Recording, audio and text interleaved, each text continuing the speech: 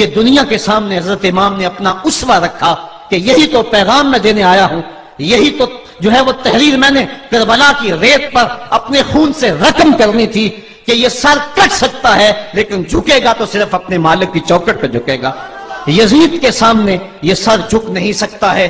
تو حضرت امام حمام رضی اللہ تعالیٰ عنہ نے کربلا کے تپتے ہوئے ریگزار میں جب 72-73 لاشیں خیموں کے سامنے پڑے تھے اور اتنے زخم کلیجے پہ تھے، راوی کہتا ہے کہ جب آپ کی قمیض اتاری گئی تو 113 سوراخ اس میں تیروں کے تھے، 33 زخم نیزوں کے تھے، 34 گھاؤ تلواروں کے تھے، اتنے زخم جسم کے اندر اور جسم چور ہے زخموں سے۔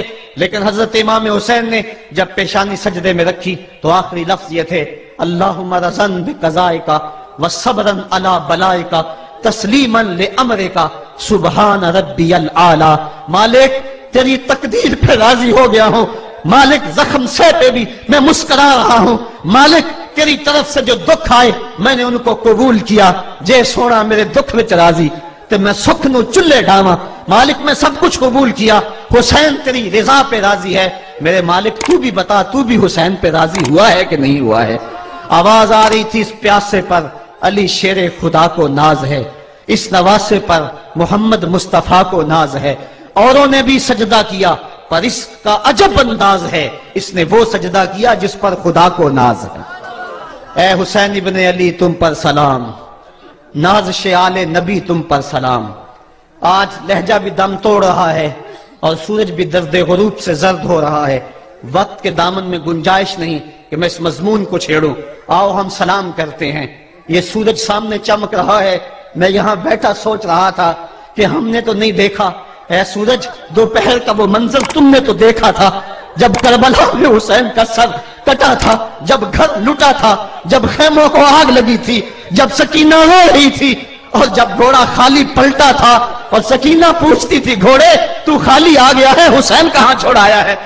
آج یہ سورج یہ چمک چمک کے وہ ہمیں کہانی سنا رہا ہے اور ہمیں پیغام دے رہا ہے کہ نبی کے نام پہ حسین نے تو سر کٹا دیا، آج تم کہتے ہو دین پہ چلنا بڑا مشکل ہے، تم شور ڈال رہے ہو، جن کے لیے مسجدوں میں قالین بچھے ہوئے ہیں، گرم پانی دستیاب ہے اور ان کے لیے مسجدوں میں آسائشیں موجود ہیں، اور پھر بھی وہ کہتے ہیں دین پہ چلنا بڑا مشکل ہے۔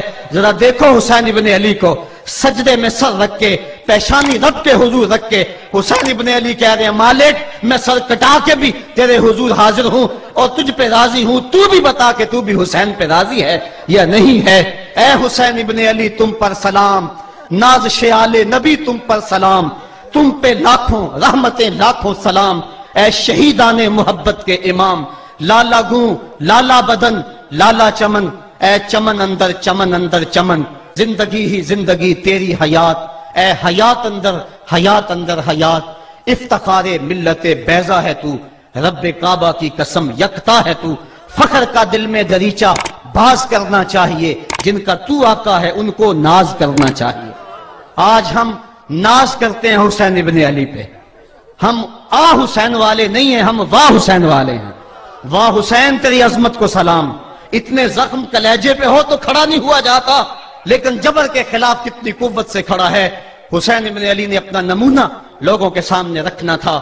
اقبال کہتا ہے سرخ رو عشق غیور از خون او، شوخی این مصرع از مضمون او۔ یزید مٹ گیا، یزید کا نام مٹ گیا، اس کا تشخص مٹ گیا، حسین کل بھی زندہ تھا، حسین آج بھی زندہ ہے۔ مرتا تو وہ ہے جس کی فکر مر جائے، مرتا تو وہ ہے جس کا نسب العین مر جائے، مرتا تو وہ ہے جس کا مشن ختم ہو جائے۔ حسین کا نسب العین زندہ، حسین کی فکر زندہ، حسین کا مشن زندہ، حسین زندہ، حسین کا نانا بھی زندہ۔ آج بھی ہزاروں کروڑوں اربوں انسان حسین کا نام لے کے جی رہے ہیں۔ میں کہتا ہوں اگر کوئی یزید کا نام بھی لیتا ہے تو وہ سر جھکا کے دیتا ہے۔ کیسا تمہارا لیڈر ہے جس کا نام لیتے ہوئے بھی تمہیں شرم آتی ہے؟ نام لینے سے پہلے سر جھکاتے ہو، نام لیتے ہوئے پسینہ پسینہ ہوتے ہو، نام لینے کے بعد منہ چھپا لیتے ہو۔ تمہیں اپنے قائد اور اپنے لیڈر کا نام لیتے بھی شرم آتی ہے، اور جب ہمارے لبوں پہ نام حسین آتا ہے ہمارا قد اونچا ہو جاتا ہے، ہمارا سر فخر سے بلند ہو جاتا ہے۔ فخر کا دل میں دریچہ باز کرنا چاہیے، جن کا تو آقا ہے ان کو ناز کرنا چاہیے۔ تو حسین ابن علی نے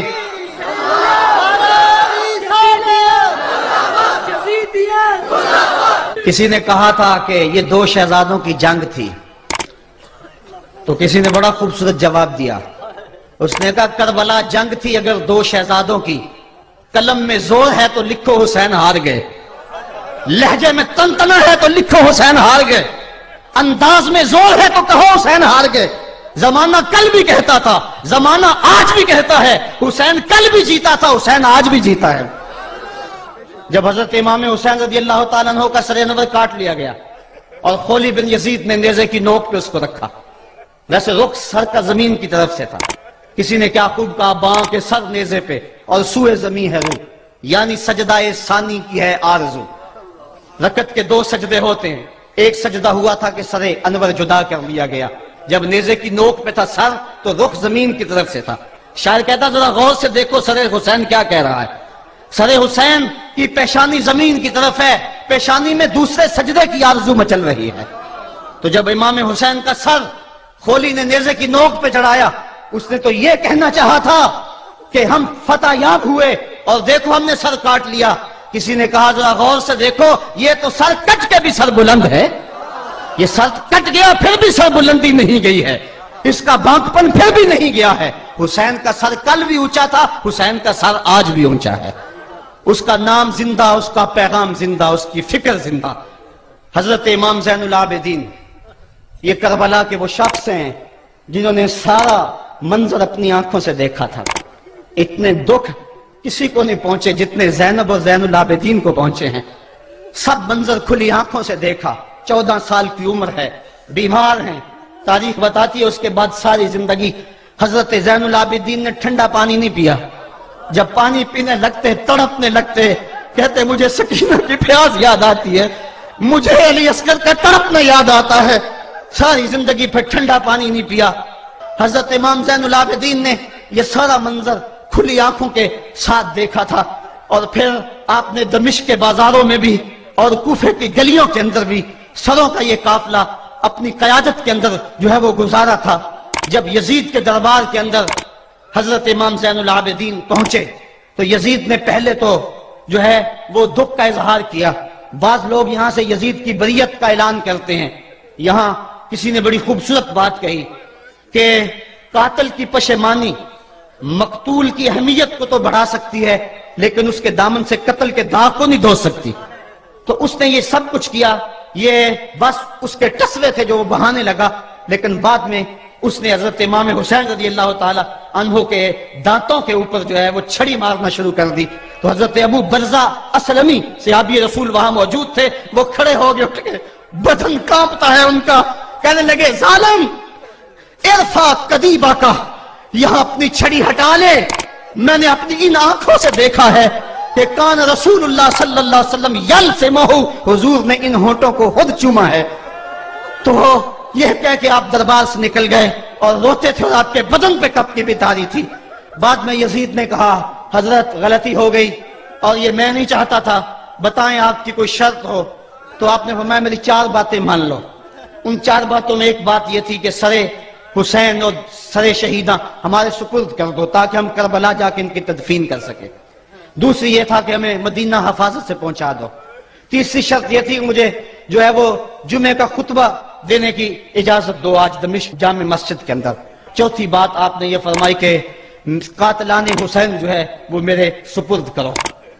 اس نے کہا ہاں کون ہے قاتل حسین کا؟ لوگوں نے کہا خولی ہے. خولی نے کہا میں نے قتل نہیں کیا، یہ سنان بن انس نخی نے کیا ہے. سنان بن انس نخی کو کہا ہاں تو بتا. کہنے لگا میں قتل کیوں کرنا تھا، یہ تو شمر ذل جوشن نے کیا ہے. شمر ذل جوشن کو کہا تو بتا. کہنے لگا میں نے قتل نہیں کیا، میرا کون سا حسین نے کچھ بگاڑا تھا، قتل اس نے کیا ہے جس کی حکومت کو خطرہ تھا. تو یہ ہے وہ ہے قاتل حسین کا. اب یزید کہنے لگا تمہاری یہ شرط تو میں پوری نہیں کر سکتا، یہ بات تو پوری نہیں کر سکتا، اب خطبہ دے لو. اب حضرت امام زین العابدین خطبہ دینے کے لیے کھڑے ہوئے. خطابت تو اس گھر کی لونڈی ہے، جب یہ بولتے ہیں تو حکمت کے موتی دولتے ہیں. جو ہی امام زین العابدین کھڑے ہوئے، 14 سال عمر ہے اور دمشق کی جامع مسجد ہے. یزید بھی بیٹھا تھا، یعنی سلطنت بھی تھے، عوام کا بھی ہجوم تھا. جب آپ نے خطبہ شروع کیا لوگ زاروں کے تار رونے لگے اور آپ نے اہل بیت کے مناقب جب لوگوں کے سامنے رکھے تو یزید گھبرا گیا کہ کہیں لوگ میرے گریبان تک نہ پہنچے. اس نے مؤذن کو اشارہ کیا جلدی جلدی اذان پڑھو. تو جب اس نے کہا اللہ اکبر اللہ اکبر تو حضرت شہزادہ زین العابدین نے کہا کہ اس کے اندر کوئی شک نہیں کہ اللہ سب سے بڑا ہے. جب شہادتین کا کہا اشہد ان لا الہ الا اللہ، حضرت امام زین العابدین نے اس کے جواب کے اندر کہا ہاں ہاں اللہ کے علاوہ کوئی معبود نہیں ہے، اس کی گواہی ہم نے خون سے دی ہے، ہم نے اپنے لہو سے دی ہے اس کی گواہی. اور پھر اس کے بعد جب اشہد ان محمد رسول اللہ پہ لفظ آئے تو حضرت امام زین العابدین نے کہا یزید دیکھ اب اذان کے اندر تیرے نانے کا نام ہے یا میرے نانے کا نام ہے؟ آج بھی منبر پہ میرے نانے کا نام ہے. تو یزید مر گیا، اس کا نام مر گیا، اس کا تشخص مر گیا. حسین کل بھی زندہ تھا، حسین آج بھی زندہ ہے. حسین کربلا کے تپتے ہوئے ریگزار میں بھی زندہ تھا، کوفے کے بازار میں بھی زندہ تھا، اور دمشق کی جامع مسجد میں بھی زندہ تھا، مدینے میں بھی زندہ، مکے میں بھی زندہ، کابل میں بھی زندہ، کندھار میں بھی زندہ، قلعہ جنگی میں بھی زندہ، تورا گھوڑا میں بھی زندہ، موصل میں بھی زندہ، بغداد میں بھی زندہ، غزہ کی پٹی میں بھی زندہ، فلسطین میں بھی زندہ. آج حسین کی زندگی اور حسین کا باقپن دنیا کو بتا رہا ہے، بش کو بتا رہا ہے تیرے منہ پہ تماچا حسین مارے گا. زمانہ بتائے گا کہ حسین کل بھی زندہ تھا، حسین آج بھی زندہ ہے. حسین کی فکر لے کے اٹھو اور پوری دنیا پہ چھا جاؤ اور زمانے کو بتاؤ کہ ہم حسین ابن علی کے سپاہی ہیں. صرف محرم کے دن آنسو بہا لینے سے کچھ نہیں ہوگا. کیا صرف محرم حسین کا مہینہ ہے؟ نہیں، پورا سال حسین کا ہے، پوری زندگی حسین کی ہے، پورے زمانے حسین کے ہیں. یہ صرف عاشور کا دن یا عاشور کی شب ہی حسین کی نہیں، سارے زمانے حسین کے ہیں. کل بھی حسین کا تھا، آج بھی حسین کا ہے، کل بھی حسین کا ہوگا. آؤ اٹھیں، قرآن کو لے کر کے حسین ابن علی نیزے کی نوک پر بھی چڑھ کے قرآن سنایا، اور آج ہم اسی قرآن کی دعوت کو لے کر کے اٹھیں اور حسین ابن علی کے پیغام کو گھر گھر